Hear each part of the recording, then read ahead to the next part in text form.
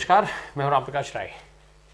राहुल गांधी को सूरत की कोर्ट ने मोदी उपनाम को लेकर के 2 साल की सज़ा सुनाई। उसके बाद कांग्रेस पार्टी जो है वो बेहद आक्रामक मोड में दिखाई दे रही है। कांग्रेस जो है वो अब कानूनी लड़ाई से लेकर के और जनता के बीच तक इस मुद्दे को लेकर के जाने की तैयारी कर रही है। आज सुबह जब संसद सत्र की शुरुआत होनी थी, उसके पहले सोनिया गांधी के नेतृत्व में कांग्रेस संसदीय दल की बैठक हुई। उस बैठक में तमाम जो वरिष्ठ नेता हैं कांग्रेस के, वो मौजूद रहे। उस बैठक के बाद ये निर्णय हुआ कि कांग्रेस पार्टी जो है वो विजय चौक तक मार्च निकालेगी। इसके अलावा नेता प्रतिपक्ष जो राज्यसभा में हैं और कांग्रेस पार्टी के राष्ट्रीय अध्यक्ष मल्लिकार्जुन खड़गे, उनके नेतृत्व में विपक्षी दलों की भी बैठक हुई। विपक्षी दलों का समर्थन राहुल गांधी के इस मुद्दे पर भी कांग्रेस को मिलता हुआ दिखाई दे रहा है। लगभग सारे विपक्षी दल एक हैं।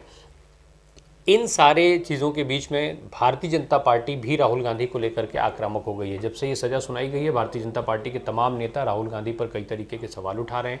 उनको राहुल गांधी के साथ साथ कांग्रेस पार्टी को घेरने की वो तैयारी कर रहे हैं। खुद भारतीय जनता पार्टी के राष्ट्रीय अध्यक्ष जेपी नड्डा जो हैं, उन्होंने आज एक के बाद एक 4 ट्वीट किए। इन ट्वीट्स में उन्होंने राहुल गांधी को लेकर के कई सारे सवाल उठाए। इसके अलावा उन्होंने राहुल गांधी पर कई आरोप भी लगाए। जेपी नड्डा के जो ट्वीट थे उसमें उन्होंने राहुल गांधी के लिए कहा कि राहुल गांधी की जो सोच है वो बहुत छोटी है, उनको आरोप लगाने की आदत है, वो आरोप लगाते रहते हैं। इस तरीके की कई सारे चीज़ें जो है उन्होंने कहा। उसके साथ साथ जेपी नड्डा ने उदाहरण भी दिए पुराने समय के, जो राफेल के मामले का उदाहरण था। उन्होंने कहा कि राफेल के मामले में वो ऐसे ही कहते रहे, फिर उनको जो है सुप्रीम कोर्ट में बिना शर्त के माफ़ी मांगनी पड़ी।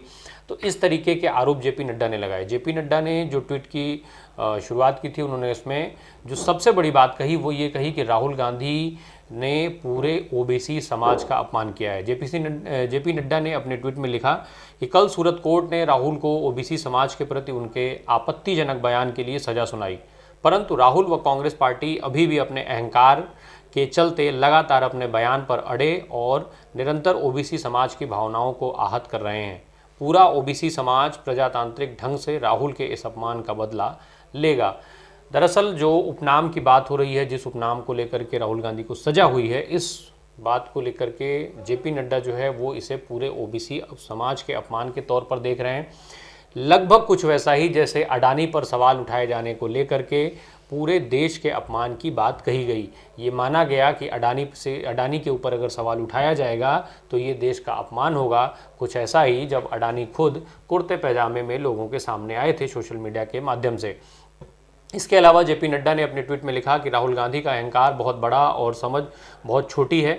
अपने राजनीतिक लाभ के लिए उन्होंने पूरे ओबीसी समाज का अपमान किया, उन्हें चोर कहा। समाज और कोर्ट के द्वारा बार बार समझाने और माफ़ी मांगने के विकल्प को भी उन्होंने नज़रअंदाज किया और लगातार ओबीसी समाज की भावनाओं को ठेस पहुंचाने का काम किया। जेपी नड्डा यही नहीं रुके, उन्होंने और आगे भी लिखा। उन्होंने लिखा कि कांग्रेस के नेता राहुल गांधी को तथ्यों से परे और मनगढ़ंत आरोप लगाने की आदत है। 2019 लोकसभा चुनाव के पहले राहुल ने राफेल के नाम पर देश को भ्रमित करने की कोशिश की थी, जिसको लेकर माननीय सुप्रीम कोर्ट ने फटकार लगाई और राहुल गांधी को मनगढ़ंत आरोपों के चलते बिना शर्त माफ़ी मांगनी पड़ी थी। इसके अलावा जेपी नड्डा ने जो चौकीदार चोर है का नारा जो राहुल गांधी के द्वारा दिया गया था उसका भी उदाहरण दिया। उन्होंने कहा कि उस नारे को लेकर के खुद कांग्रेस पार्टी के ही तमाम नेताओं ने राहुल गांधी के इस नारे पर ऑब्जेक्शन किया था। तो इस तरीके से जेपी नड्डा ने राहुल गांधी को घेरने और हमले करने का प्रयास किया।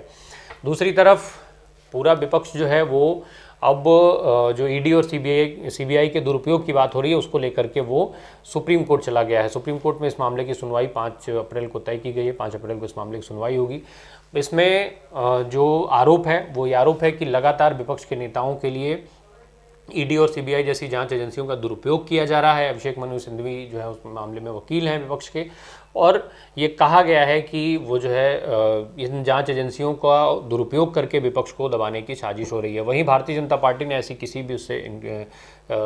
भी इस तरीके के मनसे से अपने को किनारे कर लिया है। उसने साफ इन सारे आरोपों को मनगढ़ंत बता दिया है।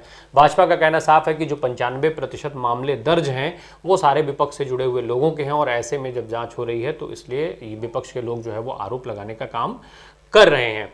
तो कहीं ना कहीं ईडी सीबीआई से लेकर के जो मामले चल रहे हैं, जिन पर सवाल विपक्ष उठा रहा है, उसमें भाजपा का कहना सीधा है कि जब मामले ही इनके खिलाफ दर्ज हैं तो जांच किसकी होगी। इसके अलावा जो कोर्ट जाने की बात है, उसमें यह भी कहा गया है कि ज़्यादातर जो नेता जिनके ऊपर आरोप लगते हैं, जांच होती है, सीबीआई ईडी द्वारा जांच की जाती है, लेकिन वही नेता जब भारतीय जनता पार्टी में चले जाते हैं तो वो जांच बंद हो जाती है या वो जांच आगे नहीं बढ़ पाती है। तो इस तरीके के आरोप लगाए गए हैं।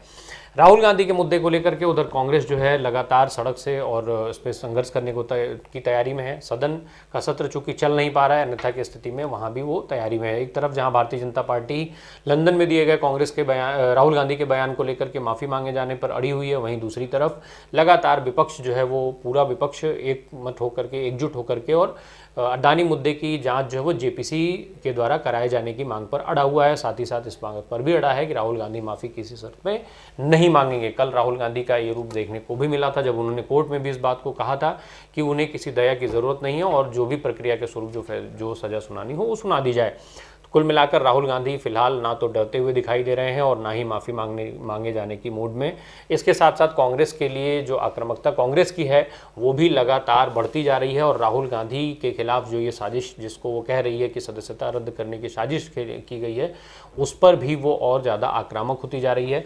अब देखना ये होगा कि कानूनी लड़ाई से लेकर के और जो इनका संघर्ष है जनता के बीच जाने तक, उससे भारतीय जनता पार्टी की मुश्किलें कितनी बढ़ती हैं। धन्यवाद।